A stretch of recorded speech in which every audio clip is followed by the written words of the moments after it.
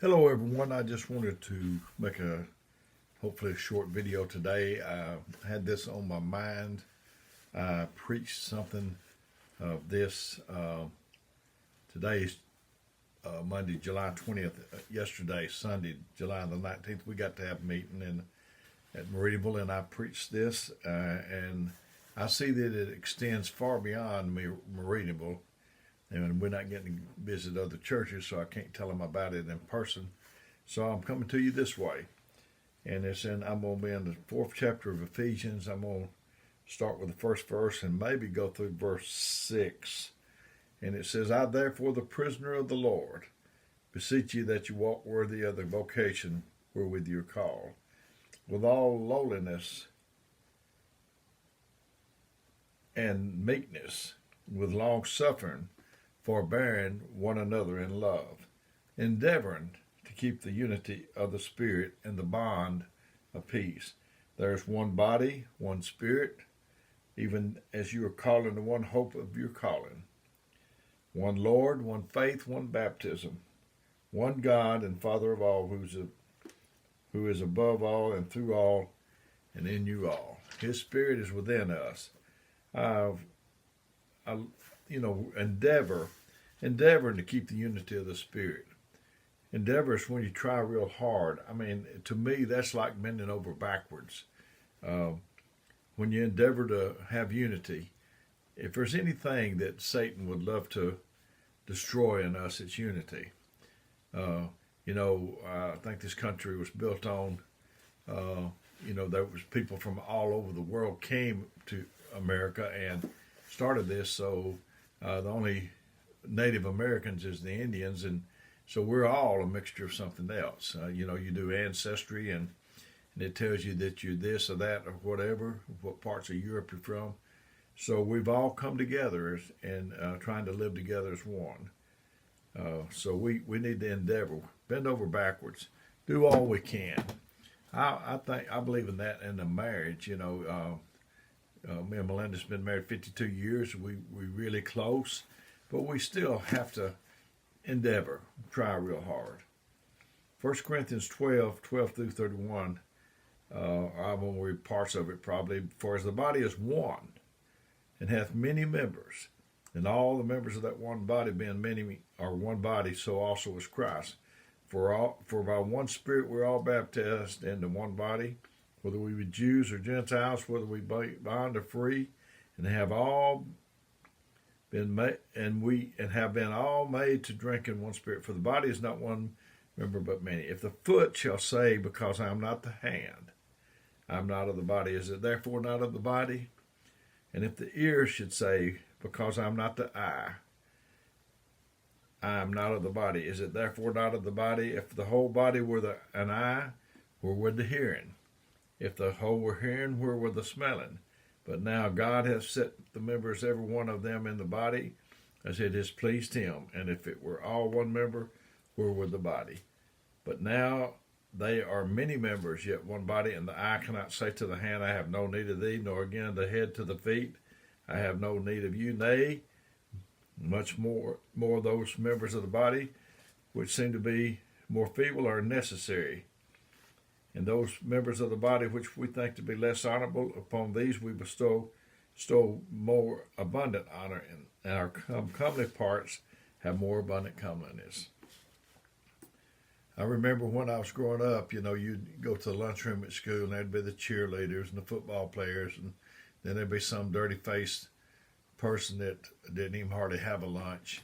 Everybody congregate to the popular, and I always felt for the underdog. So, for our company parts have, but God is that they should be no schism in the body, but that the members should have the same care one for another. And whether one member suffer, all the members suffer with it, or one member be honored, all the members rejoice with it. Schism, it's a split or division between strongly opposed sections or parties caused by differences in opinion. A church, certainly, there could be a split over doctrine.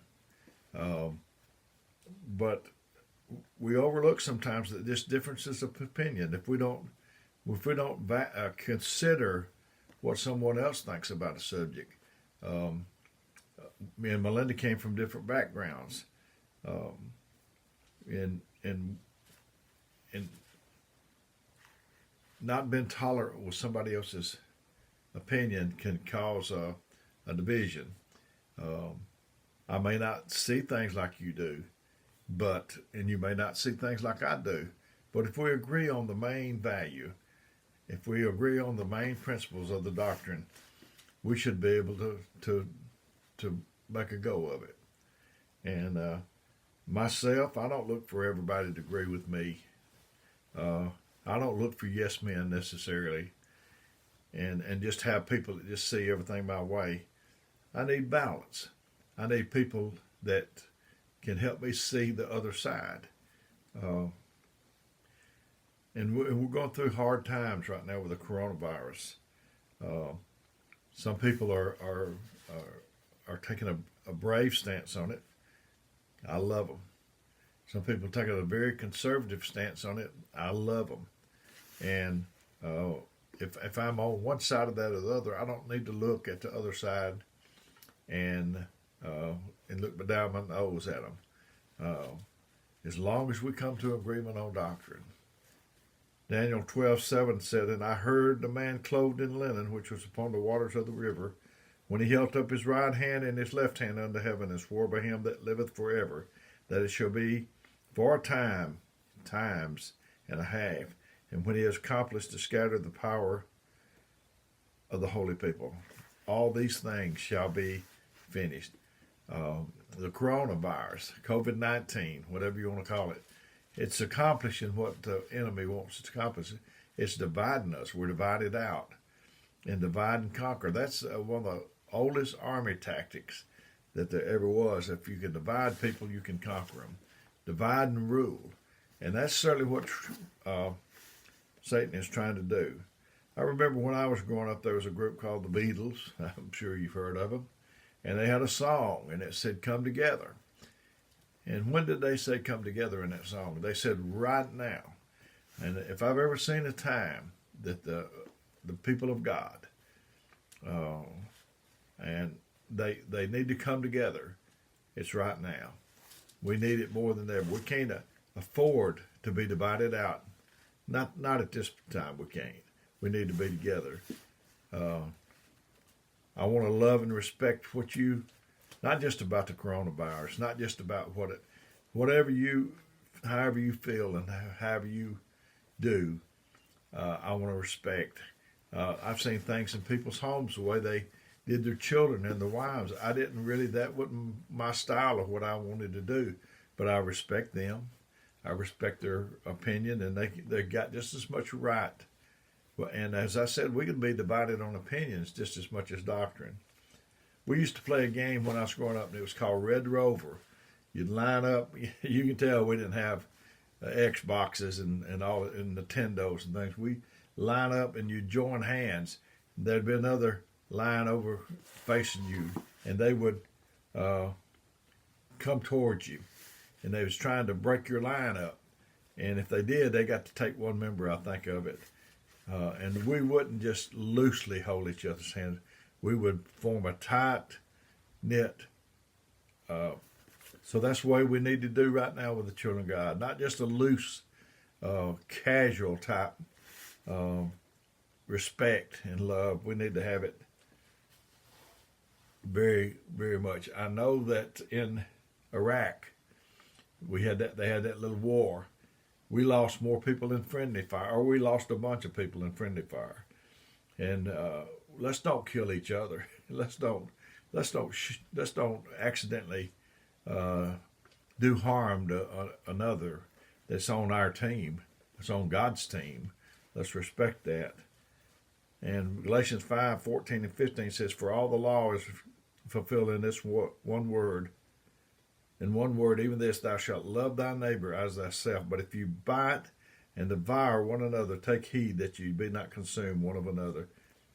The definition of divide and conquer is to make a group of people disagree and fight with one another so they will not join together as one against one.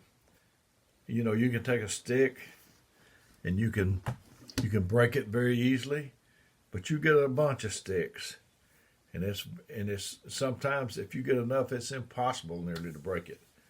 Um, and I'm talking about division. I'm talking about dividing us out, scattering us. I'm not talking just about church. I'm talking about marriages, friendships. Um, I've seen them destroyed, and that once had a good marriage, it once had a good friendship, once had a good church, and if we let the love, that first love, get away from us, uh, we are destined to be scattered people. So I want us to come together.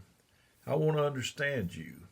You know, we have a tendency to want to be understood and then understand. Well, I want to understand you, and then maybe you can understand me. I want to understand why you think that way instead of just hearing that you feel this way about it and say, uh, forget that. I want to I want to put myself in your shoes. Difference between sympathy and empathy. Sympathy, empathy, you put yourself in the other person's shoes. I really want to see why you feel the way you feel about it. And if it's sin, if it's another doctrine, then we're not going to be able to come together about that. But if it's just uh, most of this other stuff, we can be together. Want to be together with you. I want to be just hand in hand with you, and then we can win. Friends, let's come together. Let's do that. Let's come together as a group of people. It will be a mighty army that the enemy cannot defeat. So I wished I could have been more eloquent with this, but I'm talking mostly from my heart today. That I've seen friends divided before, and I want us to be together in heaven. I sure do. So hope this has helped you until we meet again. May God bless you.